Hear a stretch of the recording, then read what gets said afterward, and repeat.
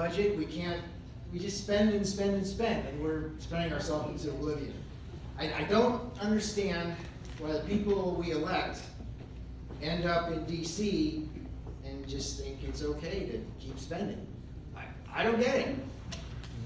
Now, I come from the western United States. I've lived in Idaho, Utah, Montana, California is where I'm actually born. I don't like saying that because I'm not proud of it. But, you know, I ended up here in Fort Supply in 2021. I bought a home. I had no idea I'd be up here today. I just had a kind of crazy idea after trying to contact my congressman multiple times and not getting a response. But anyway, so I still have my employment. I'm a satellite engineer. I build and fly satellites, and you know, if this doesn't work out, then I'm going to stick with that. But you know, it's kind of a delicate balance because I've got to get here and do some campaigning, and I still got to do my responsibilities at work. So I may not be around as much as I'd like, or as much as I'd like to try, but I'm going to do my best. So if you don't know, District 3 is all the way up from Osage County in the northeast, all the way down to Jackson County and the Red River, all the way out to the Panhandle and Cimarron. So it's a lot of ground to cover. I'm going to do the best I can to get to every county and talk to folks there. I've already had some of the Republican representatives there call me for the county reps. One adventurous thing that I did was complete both the OK2A and the Republican GOP surveys. Very, very good questions. And I go through those and I don't understand how some of the representatives, if they sign them. I sign them and I take that to heart, and I promise that I will represent the values that are outlined in all of those surveys. They're very large and very specific in a lot of ways.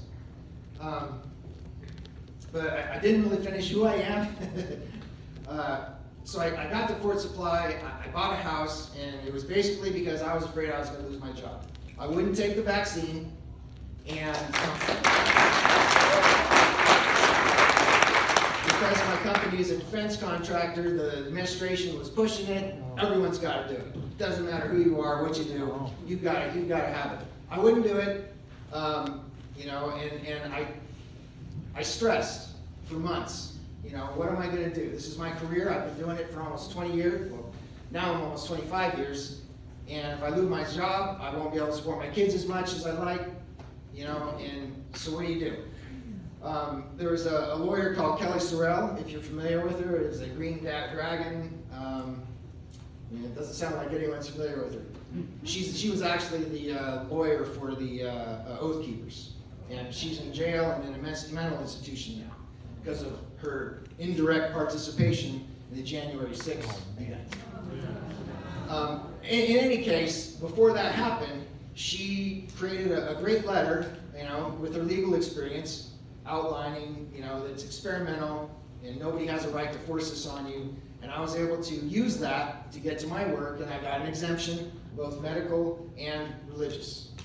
So it was a relief, to say the least, because I don't. Many people have died. Many people have had friends that have taken the virus and got vaccine injuries. It's a terrible, sad situation, and I can't believe in our country this even happened. That's right. Yeah. You got people like Fauci, you know, and his ties to China, and you got the lab going on, and then now we have DOD connections with the virus. It's just frightening. And I don't understand how our representatives in DC let this get over their head. And they let it happen. A lot of people blame President Trump at the time for not doing more, but at least he still let it be a choice. He recommended it, but he didn't say you're forced to do it. And that's the problem. One of the big problems with America is you have people in, it's not even the representatives, it's the legal people in DC that have been there for decades. They have no ties to you guys. They don't know who the heck you are. They don't really care. They're just there to make policy, to make new legislation, as far as I'm concerned, we just need to start repealing. Repeal all the way back to the original Constitution, and then start over.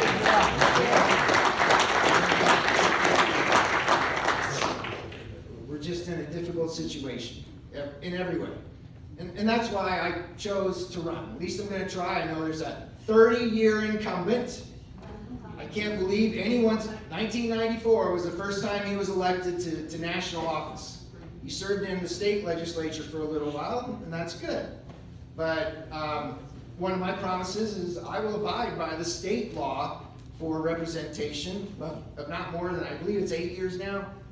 And I think that should be carried over to the federal level as well. You know, you get a senator, they shouldn't be there for more than 12 years. You get a representative, they can be there for 8, you know? You need new people, new takes, new ideas. Otherwise, you get the same thing. And I've watched our country fall apart. I was a little kid when Ronald Reagan ran, and I was on a ranch in California. It was so cool to go to his little benefit, you know, to try to raise money, and that just inspired me. And I've always kept in touch with politics, but obviously, you know, you get a job, you have family, you make a life for yourself, and you move on from that. But from that day, I can look at what's happened over the history of our country. You know, from 1980 all the way to now, how we've changed, how the left has called us, you know, radicals. What they've done is they shifted the whole scale. We're not radicals. We're normal people. And they want to call us terrorists now. I posted, I forget, it was some sort of, it's a new investigation in Congress, basically looking at, I think, the DOJ labeling anyone that speaks of MAGA or, you know, just regular religion, goes to a religious bookstore, wants to buy a book about Jesus, you know, and increase their faith and think about it, dwell on it. Exactly. They're now marked as terrorists by the DOJ because there were keywords that came up in searches for these things by our federal government. So when our federal government starts persecuting us, normal people, there's a big problem. And, you know, one guy, I don't have a lot of experience. I've traveled a lot of the world. I've been to Kazakhstan to launch rockets. I've dealt with Russian generals. I'm married to Ukrainian. She's a great lady.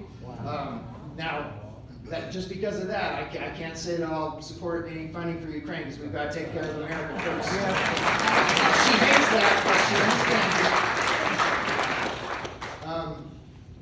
it. And yeah, it's a voyage. And I'm going to try to take this voyage, see where it takes me. You know, maybe the same guys you had is gets who's elected, but I'm going to try to do the best I can to say there's another choice. Someone who's new. I have a little bit of experience. I've dealt with the FCC. You know, Biden came out and crushed, or the FCC's Biden. We keep saying Biden, but we all know it's Obama, right? Yeah, it's pretty crazy. Anyway, so yeah, I mean, I have experience dealing in Washington, D.C. with various lawyers.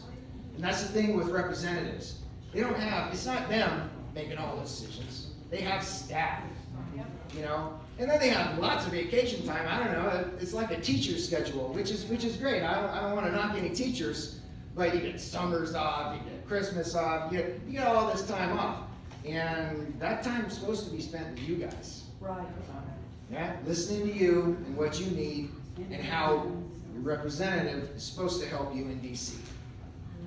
So I don't know if that's going so well, but I'm here. And come June 18, if I'm on the ballot there and you want to elect me, if you're in District 3, I'd sure appreciate it. And who are you running against? Frank Lucas.